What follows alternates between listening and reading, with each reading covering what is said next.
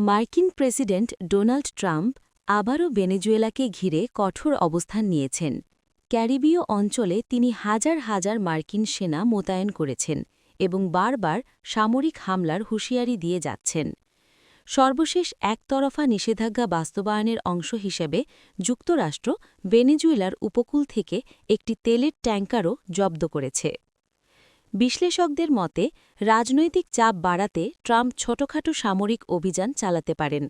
সম্ভাব্য লক্ষ্যবস্তু হতে পারে অবৈধ মাদক উৎপাদন কেন্দ্র বা গেরিলা শিবির, যদিও এসব স্থাপনার সংখ্যা খুবই কম এবং হামলার আগেই যোদ্ধারা সরে যেতে পারে বলে ধারণা করা হচ্ছে।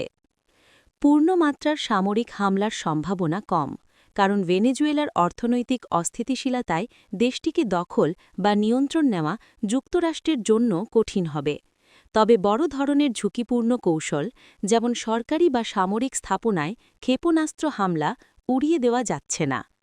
এদিকে প্রেসিডেন্ট নিকোলা মাদুরো এখনও সেনাবাহিনীর পূর্ণ সমর্থন পাচ্ছেন।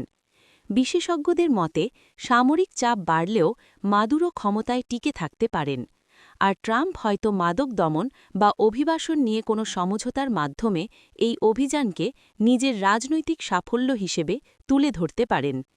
এই ছিল ভেনেজুয়েলা ঘিরে যুক্তরাষ্ট্র ট্রাম্পের সম্ভাব্য পদক্ষেপের সর্বশেষ পরিস্থিতি।